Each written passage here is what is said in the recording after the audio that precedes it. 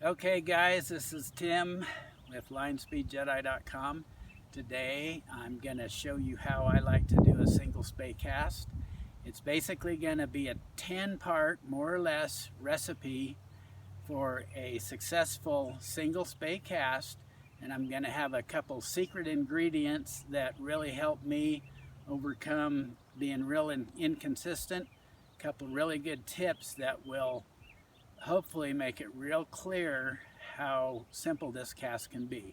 This is hopefully going to be helpful if you're just transitioning from a shorter scanty head to a spey line. This is spey casting, so if you're wanting to cast a delta or a Beulah arrowhead, something short belly, mid belly, or even a long belly, hopefully this will help you with the longer lines. They're a little bit trickier, and then the short lines can be a little tricky too, but this should be helpful if you're wanting to cast longer spey lines for the first time.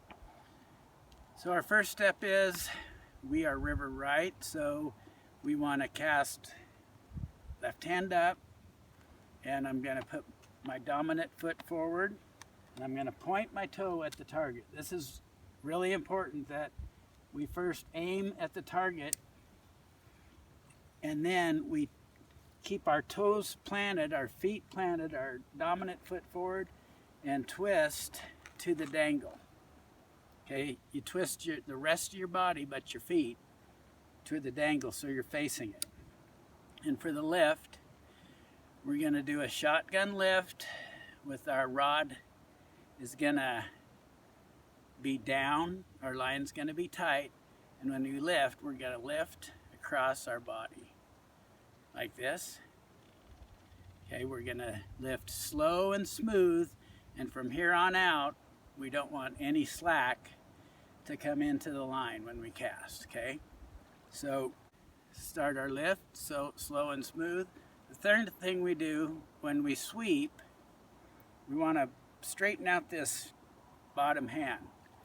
So you want to lift, and when you're going to start your sweep, you push out with your bottom hand, and then I like to kind of hold them steady and don't move my arms around when I sweep.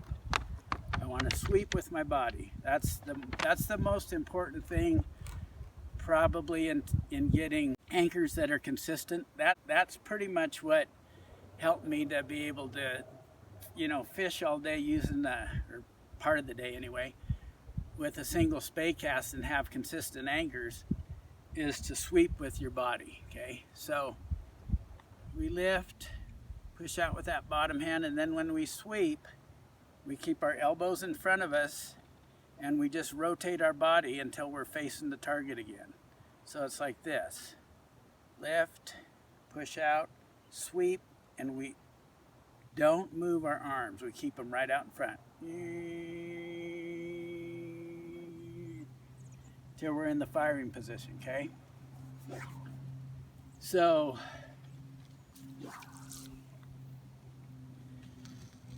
when we get into the firing position after sweeping by rotating our body, see what we've pushed our hand out, so it's already in position to fire for the forward cast.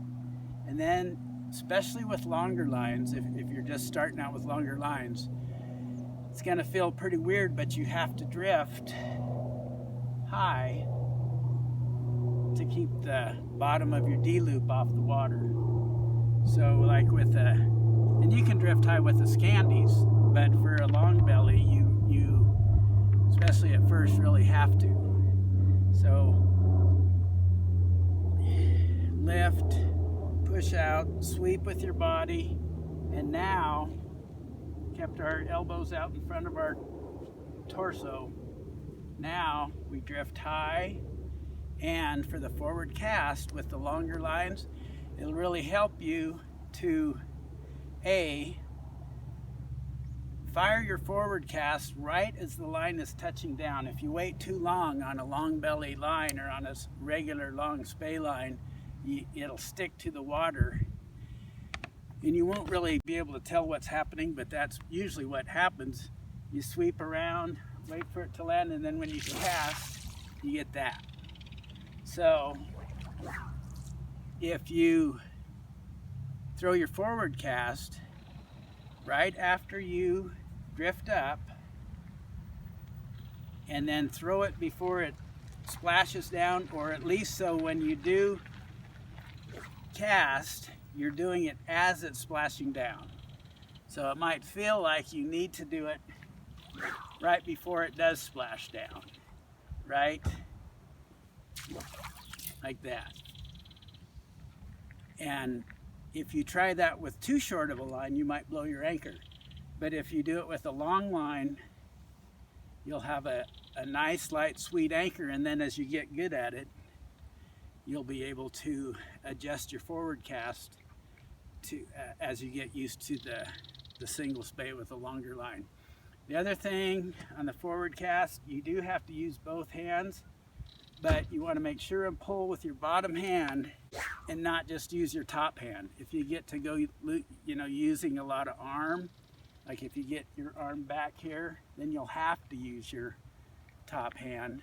But if you keep your arms out in front, you can remember to use your top hand and pull with your bottom hand, okay? That's real important.